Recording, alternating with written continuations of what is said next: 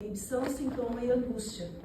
Quando nós passamos por uma inibição, ela vem a partir do momento em que você entra em conflito do que você não sabe o que fazer. Você desejou algo, você quis algo, você se gerou uma expectativa para algo e aquele algo não aconteceu. Ou alguém te disse que não podia, ou alguém te disse que era proibido, ou alguém te disse que era impossível para você de conseguir. E aí a tua identidade psíquica ela entra em conflito. Eu quero, eu desejo, porém eu não posso ter. E aí você começa a ter sintomas. Então, muito do que nós sentimos e temos de sintomas hoje no corpo é a tua mente, o teu psíquico respondendo. Então, enxaqueca, dores no corpo, né? Dores na lombar, muito de problema respiratório, problemas de estômago, muito tem daquilo que você deixa de falar, deixa de fazer, deixa de questionar, deixa de expor, deixa de defender, deixa de fazer e você vai se alimentando daquilo que você não põe para fora. E quando você não põe para fora, você não traz a existência, porque entendendo que nós viemos de um ser, que tudo que ele criou através da palavra do haja, haja luz, haja o firmamento, haja, haja. Você não traz o haja, você não transforma o verbo em carne, isso vai ficando dentro de você. E alguma coisa ele vai gerar dentro de você, porque toda a energia retida, uma hora ela vai ter que explodir em algum lugar, ela vai ter que sair para algum lugar, né? Senão o teu corpo entra em colapso. Então isso faz com que a gente entenda o porquê que nós temos bagagens. Gente, a letra não é muito boa, não. Bagagem emocional. Quando nós nascemos sem bagagem? Não. Nós já nascemos com bagagem. Porque durante 9 meses, enquanto somos formados, você já vivencia experiências juntamente com a sua mãe. Tanto que o estreitamento de relacionamento, os médicos eles prezam para que o primeiro contato da criança quando nasce seja ou com a mãe ou com o pai.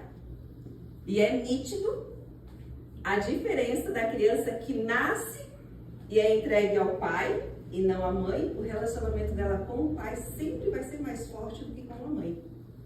Ou a criança que quando ela nasce é entregue à mãe, a afinidade dela sempre vai ser maior com a mãe. Por quê? É a primeira conexão de energia vital, de energia de vida após o nascimento. Por mais que ela passe 9 meses dentro da barriga da mãe, ao sair para a criança, é como se é um novo mundo que se abre. Estou saindo do meu lugar de conforto, estou saindo do lugar onde eu estava aconchegado, estou saindo do lugar onde eu tinha tudo para algo completamente desconhecido. Por isso a criança chora. E a criança precisa chorar. É o símbolo da vida, né? Aquele primeira respiração. Só que esse choro da criança, esse primeiro choro já é um choro de angústia. Para algo que ela não sabe e ela vai depender completamente de outra pessoa, porque ela precisa do outro ser humano para fazer qualquer coisa, porque ela não sabe se limpar, ela não sabe comer, ela não sabe tomar banho, ela não sabe fazer nada. Ela precisa de outra pessoa para cuidar dela. E aí, às vezes, a gente como pais pensa assim, deixa a criança chorar, daqui a pouco ela se acalma. Se ela está chorando por algum motivo. Ela já passou da inibição, ela já passou do sintoma, ela está na angústia. A criança, quando chora, ela chora porque ela está angustiada. Pensa você não conseguir falar, pensa você não conseguir expressar o que você sente. E às vezes a gente amadurece não tendo essa mesma ferramenta do falar, porque nos foi roubada já lá na primeira infância. O poder de fala. O ter alguém que te escute. Quando a mãe chega perto e diz assim, vem cá, a mamãe está aqui, olha como você está bem, está tudo bem, a mamãe está aqui. O que a criança entende? Eu estou sendo protegida, eu estou sendo guardada, eu não consigo me expressar, mas eu já tenho alguém que me entenda. E quando você não faz isso, você está dizendo para a criança o quê? Você está sozinha na vida. Te vira. Você não é importante. Tem coisas mais importantes do que você.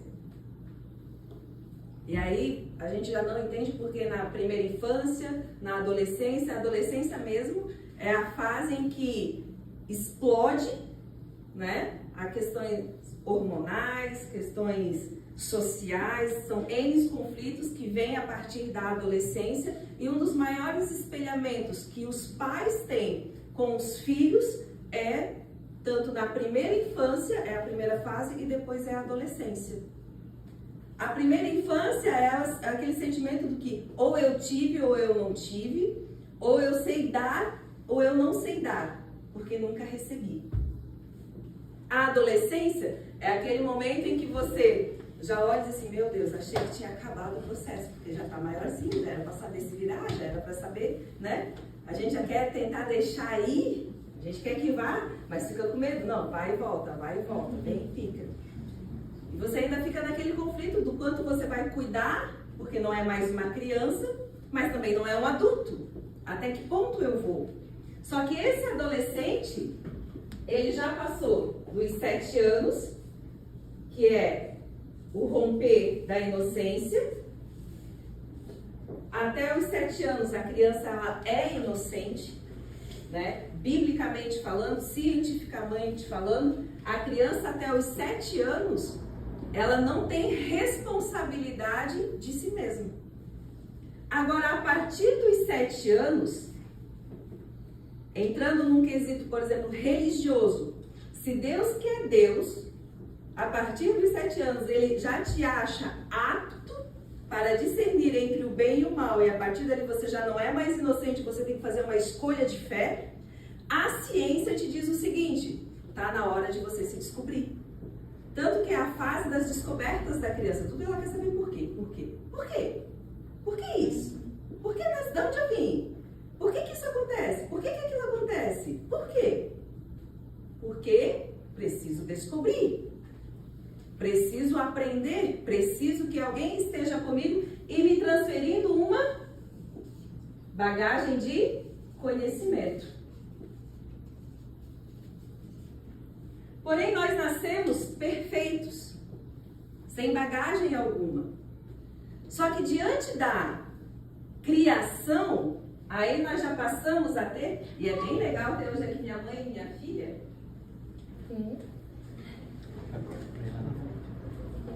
Vem cá, mamãe.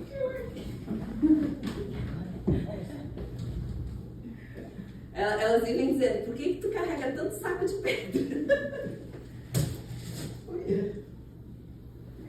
A minha mãe tem a bagagem da criação dela. Opa. Vai. Ela tem a bagagem que a religião coloca, ensina. Ela tem a bagagem do relacionamento conjugal, de ter uma outra pessoa na sua vida. Ela tem a bagagem das dores pessoais dela. Vamos jogar um pouco para trás para equilibrar o peso aqui. Tinha combinado com a dona Lili que tinha esse negócio? Ela tem a bagagem dos julgamentos e das falas que as pessoas têm sobre ela.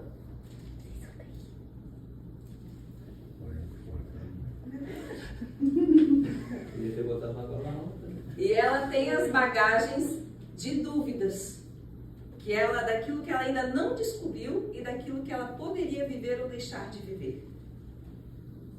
Só que cada situação que eu passo na minha vida, conforme eu vou crescendo, para quem que eu corro? Mãe, estou com um problema na minha adolescência. me dá um conselho. Mãe, me ajuda. Mãe, eu preciso de você. O que ela faz? Tira uma bolsinha dessa e passa para mim a sua bagagem. Vai, coloca em mim.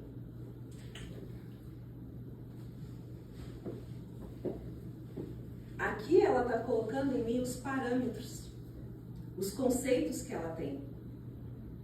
Significa que é a verdade? Mas é a verdade dela, da vivência dela, da experiência dela. E a cada conversa que nós temos, ela vai transferindo o legado espiritual, moral. E ela vai me dando. E eu vou carregando. Mas não financiou, meu. Eu já fico curva também. Fica, calma, tá tudo aí. Ela quer passar Isso é por uma isso. Porém, vem cá, Yane. Eu tenho uma filha. E quando eu, vejo minha filha crescer, eu digo, nossa, eu já aprendi algo com a minha mãe. Minha mãe lava a roupa assim, assim, assado. Minha mãe lava a louça assim, assim. Minha mãe faz o arroz com sal. Então, se alguém vem e diz assim, o arroz com sal e alho é melhor, não, o arroz com sal é o melhor, porque minha mãe me ensinou assim e é o que eu sei fazer. E se tu me quer, tu vai comer o arroz com sal, que é o que eu sei fazer. E quando eu vou ensinar para minha filha, eu vou ensinar o quê? O arroz com sal. E ela está dizendo que com alho é melhor. Vem cá, vem lá. Eu posso não carregar toda a bagagem da minha mãe. Só que nesse meio do caminho, além de eu ter as delas, eu vou criar as minhas. Deixa eu tirar só mais uma aqui, porque eu vou chamar mais uma pessoa. Vem cá, Eliel. Acabou a bola. Eu acho que é a da pedra não lembro. Porque quando eu escolhi o Eliel para casar, ele veio sozinho? Não. Ele veio com toda a bagagem da família? E aí a gente decidiu juntar aqui. Nos tornamos só um. Eu coloco a bagagem dele, mas depois ele também fica com a minha. É muita bagagem para a gente carregar. E se eu deixo de ter um relacionamento com ele e passo a ter relacionamento com outras pessoas, a bagagem dele sai de mim? Não. A bagagem dele não sai. E ainda fica uma bagagem de dor, de sofrimento. Por quê? Ao romperá a separação. Então, com todas as pessoas que eu me conecto na vida, eu acabo carregando delas um pouco da bagagem. Seja parente, seja não. Obrigada. Deixa eu tirar Mas eu é que carreguei mais. No final das contas, vai tudo pra mim. Passou de um pro outro e pro outro vai resolver em mim. O resultado da soma foi Que isso. vai resolver naquele que decidir resolver. Porque se a Yane decidir não resolver, vai passar para outro. Ela vai passar para outro. O que eu decidi, por exemplo, quando nós nos casamos, eu e o Eliel, a gente teve uma conversa uma vez, a gente disse, olha, a nossa casa não vai ser como as demais casas da nossa família. Nós vamos criar algo nosso. Então, assim, gente, eu era bem tinhosa mesmo. Porque lá em casa o pau fechava, né? O pai e a mãe brigavam e eu queria brigar. Eu não sabia conversar. Ainda estou aprendendo. Né? Não é uma coisa que a gente aprendeu assim com muita facilidade, não. E eu também sempre fui, porque a minha mãe sempre foi uma mulher guerreira, sempre foi uma mulher que pelejou pela família, pelejou por tudo. E isso não é ruim. Porém, ela me ensinou a ter atitudes sem ter a dor dela. Então, eu só aprendi a força e eu não aprendi com a dor para ter o equilíbrio do que fazer. Então eu usei toda a energia que eu tinha de força de comando de voz e eu mando. E eu não mandei nada, eu me lasquei todinha. Porque eu achei uma pessoa que disse, aqui tu não manda nada. Aqui a gente só vai conversar se você souber falar como gente. E fiquei algumas vezes falando sozinha. Uma raiva. Mas essa bagagem era minha? Não. E aí, depois de muito tempo, eu aprendi que eu precisava ir para terapia. Eu comecei a ir para terapia para ir resolvendo os meus problemas. Problemas que nem sempre eram meus. Bagagens que não eram minhas. Porém, a cada sessão que eu me permito estar, eu vou rompendo com paradigmas. Eu vou descobrindo exatamente de quem que é cada bagagem que eu carrego. Cada fala, cada construção de fala que eu tenho, da onde que vem? Quem que me disse isso? Quem que me fez acreditar dessa forma? Essa é a verdade? Ou eu preciso renovar a minha mente, descobrindo qual é o verdadeiro conceito? Porque dentro dessa fórmula eu posso ter um conceito de amor que não é amor, é dor, é angústia, é sofrimento, é abuso. E amor é isso? Não. Eu posso ter aprendido, ter tido o entendimento que ser amado é ser agredido. Mas isso é a verdadeira expressão do amor? Só que essa familiaridade com a dor, essa familiaridade com a violência e com tudo mais, me faz ter aquele famoso dedo podre de escolher sempre um relacionamento que vai me gerar angústia e dor. Só que eu acabo me sentindo segura na escolha porque, inconscientemente, me é familiar a situação que eu estou vivendo. E eu já sei aonde essa situação vai me levar e eu já sei como eu vou lidar com ela e resolver. Porém, tudo isso é numa fala inconsciente. E depois a gente não entende como é que eu voltei a cair no mesmo erro. Por que que eu não aprendi? O que eu ainda fiz de errado? O que você fez de errado é que você não devolveu para a Marli a bagagem dela, para a Salete a bagagem dela.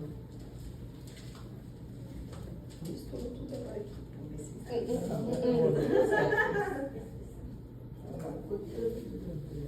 se isso. E aí eu vou devolvendo para a Odila dela, para o Antônio dele, pro Fernando dele. Tem nada a ver com isso aí. Tem sim. Passou pela vida dele. Pra Luciana dela. E a minha vida passa a ser mais leve. Por quê? Porque eu devolvi para cada um aquilo que de fato pertence a eles. E eles que resolvam. É minha obrigação carregar a dor da minha mãe? É minha obrigação resolver os problemas dela? Não. O problema é dela, ela que se vire. Eu posso ouvir. Eu lembro que um dia nós entramos num acordo. A senhora pode descer, a senhora pode falar o que a senhora quiser. Mas a senhora não me pergunta mais o que eu acho. Porque se a senhora me perguntar o que eu acho, a gente vai discutir, vai dar errado. Então a senhora desce, a senhora fala o que a senhora quiser e depois a senhora sobe e tá tudo bem. Porque eu só vou escutar. Porque quando você pede pro outro o que ele acha, o que ele pensa, o que você deve fazer, esteja pronto para ouvir segundo o que ele tem para falar, de acordo com os parâmetros que ele tem para te dizer, do que ele viveu. Não tem nada a ver com a tua vida. E às vezes é tão difícil construir uma relação a dois justamente por causa disso. Né? Essa semana teve uma postagem que uma menina botou assim: eu não sei. Eu mandei para as meninas, deixa eu pegar aqui. Porque é tão difícil. Eu não entendo o que é tão complicado para você. E aquilo gritou, né, nos meus ouvidos. E eu mandei para ela assim: e nunca vai entender, gata. Basta saber que o outro não é você. Ele não tem a mesma digital, ele não tem a mesma história que você. Se ele não tem a mesma história, os conceitos são diferentes. As verdades construídas são outras. O não entender revela uma limitação em você, não no outro. Eu não entendo como aquela pessoa pode fazer isso. Cara, eu não entendo como pode pensar daquele jeito. Como que ela pode ter aquela atitude? A limitação está em você. A falta de compreensão está em você. A tua bagagem não está te permitindo compreender o que o outro está vivendo. Então, se você não consegue compreender, você consegue ajudar? Você pode dar aquilo que você não tem? Você pode ajudar a resolver um problema que você não consegue compreender? Não. A gente pode até tentar. E essa é a diferença da clínica, por exemplo, de um aconselhamento pastoral. Porque a pessoa que vai buscar um conselho, ela vai buscar ser ouvida. E um conselho eu posso seguir ou não seguir. Eu posso aceitar e concordar, ou eu posso sair de lá falando mal daquele líder que me orientou e dizer para ele não sabe de nada, eu ainda vou embora para outro lugar, porque esse lugar não me pertence mais. Na clínica é diferente. Tem gente que vai embora e não volta. Por um tempo. E eu tenho pacientes que levaram em torno de 2 a 3 meses para voltar para uma segunda sessão, porque para ele, a primeira sessão, digerir a primeira sessão, levou 3 meses. Aí a gente muitas vezes diz assim, né? Porque não quer resolver a vida mesmo. Porque não tem jeito. Porque isso, porque aquilo. Mas a verdade é que você aprende a respeitar o tempo de cada um. Feliz é você que talvez tenha mais ferramentas e consiga resolver os seus dilemas pessoais. Mas seja um pouquinho mais solidário com aquele que está do teu lado e não está conseguindo. Não é se colocar na posição dele, não é bajular, tapar o sol com a peneira, não é nada disso. Mas é, no mínimo, buscar compreender de fato o que aquela pessoa está falando, o que aquela pessoa está sentindo, por que ela reage daquela forma.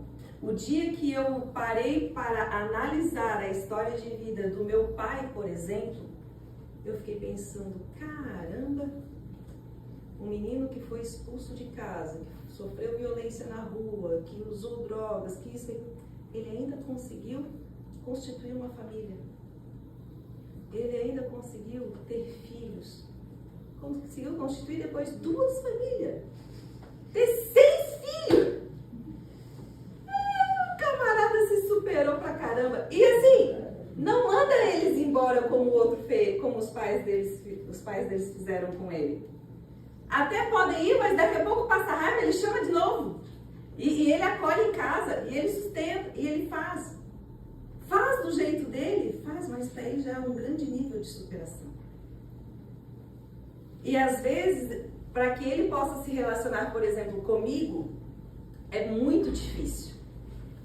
Porque aí ele olha para minha casa, ele olha para minha vida, e ele diz, caramba, eu ainda poderia ter feito melhor, eu ainda poderia ter sido diferente, eu ainda poderia ter conquistado algo mais, e essa é uma verdade que me dói.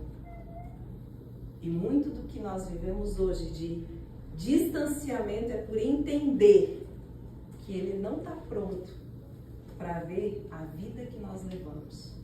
Porque as escolhas que ele fez, as atitudes que ele tomou, por mais que ele tenha se superado, ainda há limitações. Assim como a minha mãe às vezes olha para nós e algumas vezes diz, minha filha, como é que vocês conseguem fazer tudo isso? Meu Deus do céu, da onde que vocês tiram tudo isso? Para ela não há compreensão porque as forças dela já não é mais como a minha. Porém, ela ainda nos diz assim, na minha idade, a gente fazia um pouco diferente. Vamos preservar os princípios, vamos preservar os valores. Pega aqui, velho. Que às vezes a gente diz, né? O que ela tá pensando? Mas é porque ela já sabe que lá na frente isso gera um outro prejuízo. Ela já sabe o resultado de algumas atitudes. E se nós fôssemos seguir um conselho bíblico, né? A Bíblia diz o quê? Consulte aos mais velhos, porque neles há sabedoria, porque neles há respostas que você ainda não encontrou. Há um passear de um trajeto que você ainda não passou. Só que dentro dessa busca de conselho, de sabedoria e de tudo mais, Salomão diz o quê? Na multidão de conselhos é que há a sabedoria. É ouvir, ouvir, ouvir, mas espera, dentro da minha verdade, dentro daquilo que é o propósito da minha vida, dentro daquilo que eu escolho para mim, quais atitudes de fato, dentro da minha trajetória, eu preciso ter para atingir o meu propósito e o meu objetivo. Existem degraus.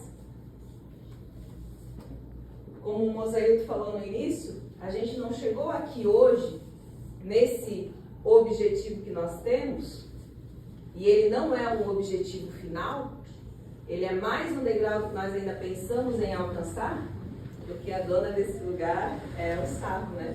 Ela alugou aqui para nós, e no dia que nós alugamos, eu já disse assim para ela, a senhora sabe que a sua casa é a minha? Ela disse, não, eu brincava no seu muro de pedras, e muitas das vezes eu ouvi meu pai dizer que o sonho dele era ter uma casa de pedra. E ele brincava comigo nessa mureta, e eu dizia, essa casa vai ser minha, porque essa casa tem pedra. Ela me olhou assim, e eu disse, e o meu primeiro passo de posse para essa casa é a tua sala da frente. Mas daqui 2 anos eu estou tomando posse da casa da frente. Aí ela disse, do que você está falando? Disse, a senhora cuida bem dessa casa. A senhora pode reformar ela, que ela começou a reformar a casa. E, por favor, cultive muito bem o jardim que a senhora tem nos fundos, porque um dia ele será meu. Ai, essa semana foi muito legal, porque ela começou a reformar. Vai lá, tchau, filha. Vamos com Deus. Ela começou a reformar, né, a casa e tudo, e ela me mandou uma mensagem. Olha, que plantas você quer que eu plante no teu jardim? Eu disse, Dona Marisa, tem umas muito bonitas, e mandei umas fotos para ela assim, isso vai ficar lindo. E ela morre da risada. Só que ela já sabe, ela já brinca, ela já profetiza que aquela casa será minha. Aí, conversando com a minha psicanalista, ela disse, Grace, mas tu mal entrou na sala em que tu tá. Isso não é gerar uma insatisfação, isso não é você. Eu disse, não, é porque eu entendo que aonde eu estou é só mais um degrau do objetivo que eu quero alcançar. Qual é o objetivo que você lançou na sua vida? De que bagagens você precisa se livrar? Porque para vir para aqui, eu precisei sair do lugar onde eu estava, precisei me desfazer de algumas coisas, precisei comprar outras coisas, precisei gerar novos relacionamentos, precisei encerrar alguns outros relacionamentos, eu precisei me desfazer e criar uma nova bagagem para chegar aqui. E a cada dia eu desenvolvo uma bagagem melhor, que me dá mais estrutura, que me capacita mais para estar no objetivo em que eu estou, porém, esse não é o meu objetivo final. Ele é só mais um detalhe. As bagagens que você está carregando, está valendo a pena carregar? As escolhas que você está fazendo diante da bagagem que você trouxe, vale a pena manter?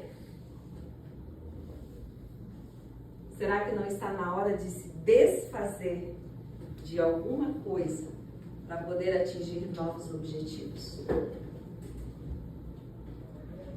Será que não está na hora de você romper com algumas escolhas, deixar algumas atitudes, moldar algum comportamento, transformar, dobrar melhor as roupas que estão dentro dessa mala, dentro da bagagem que você preparou para poder trazer coisas mais? trazer novas atividades, novas técnicas. A roupa de 7 anos atrás ainda te serve para que você mantenha ela nesse guarda-roupa? Você ainda pode sair com a roupa de quando você tinha 9 meses na rua? A cada fase da vida que nós temos, nós precisamos nos desfazer da bagagem. A cada novo objetivo alcançado, começa novamente do ponto zero. Você nunca está no 10 e quando você muda de patamar você continua do 10. Não. Para chegar nesse objetivo eu tive que alcançar o meu ponto 10. Só que nesse novo objetivo, nesse novo cargo, nessa nova função, eu começo do zero. Eu consigo galgar mais uma jornada para chegar nesse 10 para alcançar esse outro patamar que eu tenho aqui.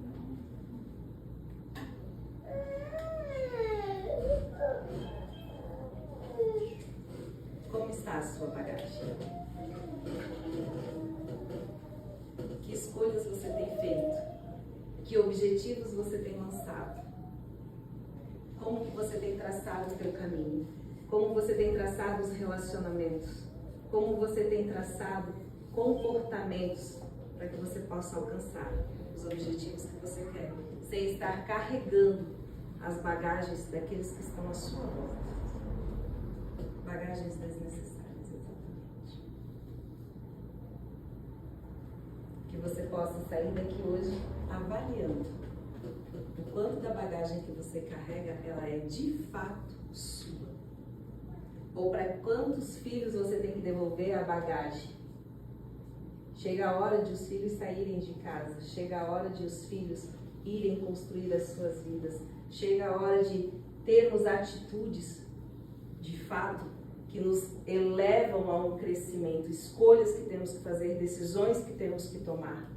Assim como chega relacionamentos em que você precisa decidir, vou manter, seja de amizade, seja de, conjugal, seja, o que eu preciso fazer para melhorar? O que eu preciso fazer para restaurar? O que eu preciso fazer, de fato, essa pessoa que eu estou escolhendo, essa pessoa que eu quero, ela vai me levar a alcançar o objetivo de vida que eu quero ter? E aí cada um de nós avalia a sua bagagem. Avalia o momento da vida em que estamos vivendo. E o que de fato precisamos fazer, que escolhas vamos fazer. Como vamos seguir daqui para frente? Porque aquela pergunta, o que você vai ser, o que você vai fazer, como você vai estar daqui 5 anos? Você parou para responder? Que você possa sair daqui pelo menos um pouco mais consciente da bagagem que você tem. Que Deus, como nosso Criador, possa nos direcionar, nos guiar, trazendo luz para aquilo que nós desejamos para a nossa vida. Diante de sendo fiel à verdade de quem você é, porque a palavra de Deus diz: conhecereis a verdade vos libertará. E isso não é só a verdade da palavra de Deus, mas é a tua verdade. A verdade de quem você é profissionalmente, a verdade de quem você é como pai, como mãe, como filho, a verdade de quem você é como líder. Quem você é. Muito obrigada pela atenção de vocês.